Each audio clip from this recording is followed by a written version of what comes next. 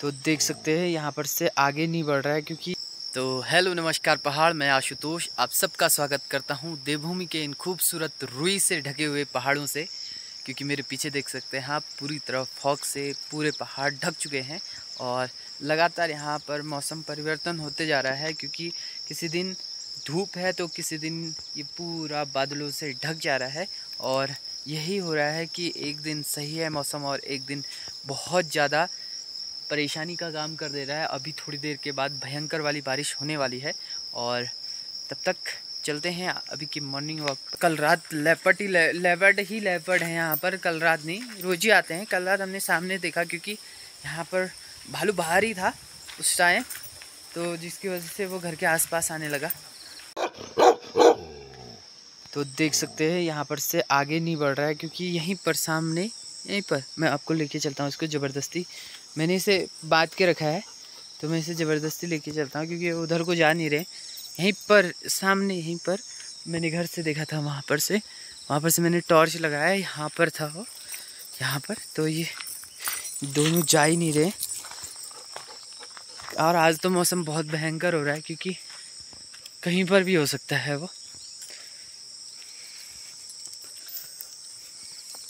इसको आज मैंने बांध के रखा है, कुछ भी हो सकता है। यहाँ पर देखा मैंने वो, यहाँ पर था वो और फिर वो कुछ 1-1.5 घंटे यहीं पर बैठा रहा, भागा ही नहीं। मैंने पटाखे वटाखे भी फोड़े तो वो भागा ही नहीं।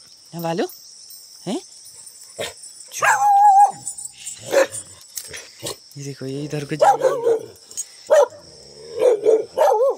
बिल्कुल जा नहीं रहे।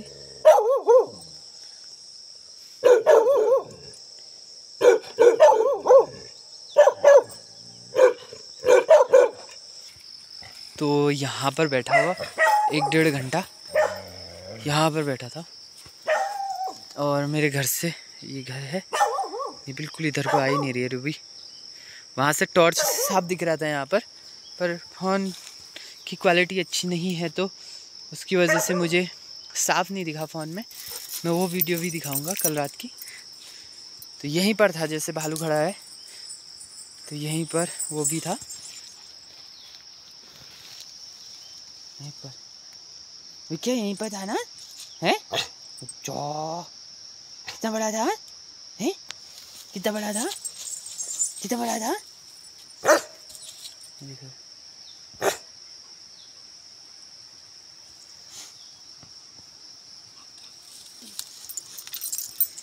यहाँ पर बैठा हुआ था वो। ये चेक भी कर रहे हैं कहाँ पर। यहाँ पर था, यहाँ पर से बिल्कुल सामने, घर के सामने, बिल्कुल हमारे घर को देखा हुआ था। मैं भालू बड़ी। तो हमारे भालू के डबल साइज का था। हमारा भालू देख लीजिए कितना बड़ा है, इसका डबल साइज का था और बिल्कुल वाइट रंग का था। ये इधर को जा ही नहीं रहे, इस साइड को जा नहीं रहे। ये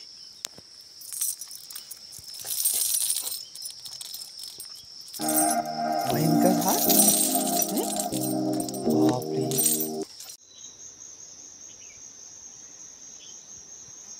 और यहाँ पर मौसम ऐसा होता है तो यहाँ बहुत कठिन हो जाती है लाइफ।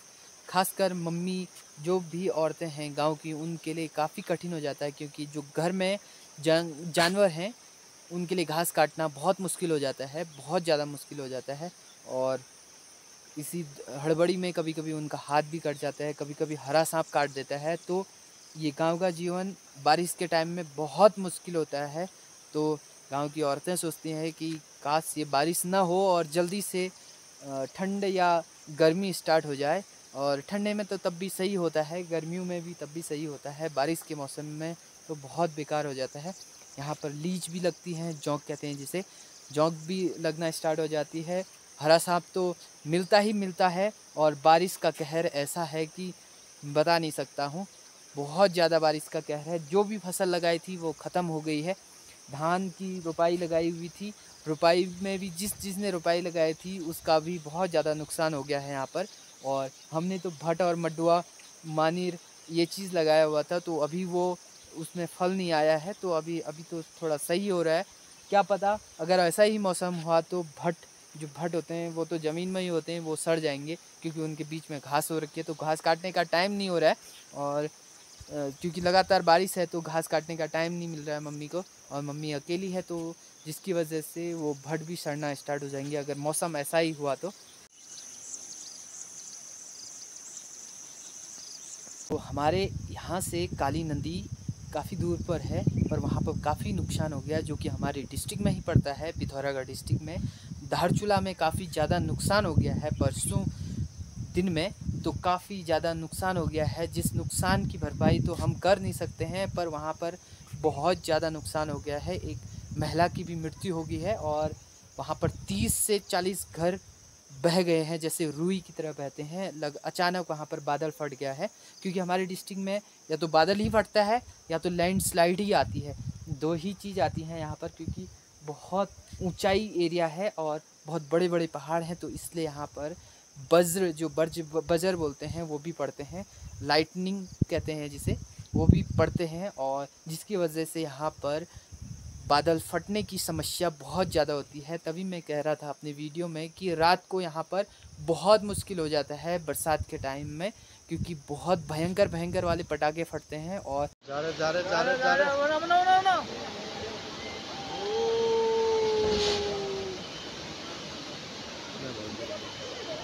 नेपाल साइड है।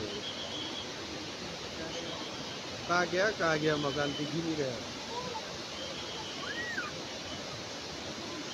तो आपने देखा कि वो घर कैसे रुई की तरह पानी में बह गया, तो इसी प्रकार वहाँ 30 घर काली नदी में बह गए, और बहुत ज़्यादा वहाँ पर राहत केंद्र भी पहुँची, और बीएसएफ के लोग भी थे वहाँ पर, काफ़ी लोगों ने वहाँ पर मदद की। एक तो यही खतरा हो रहा है कि आसमान में बादल की वजह से बादल फट रहा है, और जहाँ तबाही हो रही है, और दूसरा यहाँ पर लेपर्ड का आतंक बहुत ज़्यादा है। मैंने मॉर्निंग में आपको दिखाया कि वो लेपर्ड घर के पास ही आ गया था कल शाम को, तो जिसकी वजह से मेरे डॉग भी इधर उधर जाने से बिल्कुल कतरा रहे हैं और डर रहे हैं, और हम लोग भी डर रहे हैं। और आज से मेरा मॉर्निंग रूटीन भी टूट गया है, क्योंकि यहीं पर लेपर्ड दिख रहा है, तो जिसकी वजह से हमारा मॉर्निंग रूटीन भी टूट गया है। तो बाकी यही हो रहा है गांव में, किसी दिन धूप आ रही है तो किसी दिन बहुत भयंकर वाली बारिश, और किसी दिन कहीं धूप कहीं छाँव। आप देख सकते हैं सामने, कहीं धूप है और कहीं छाँव है, और थोड़ी देर पहले बहुत ज़्यादा भयंकर वाली बारिश हुई थी। तो यही हो रहा है गांव में कि ना अच्छे से काम हो पा रहा है, ना अच्छे से देखभाल हो पा रही है। तो अगर आप लोगों को मेरा ये ब्लॉग अच्छा लगा तो इसे ज़रूर लाइक करें, शेयर करें और सब्सक्राइब करें जो नए हैं चैनल पर। तब तक के लिए जय हिंद, राम राम, बाय बाय। आप सब लोग अपना ख्याल रखना और हंसते रहना, मुस्कुराते रहना, मेरे साथ जुड़ते रहना।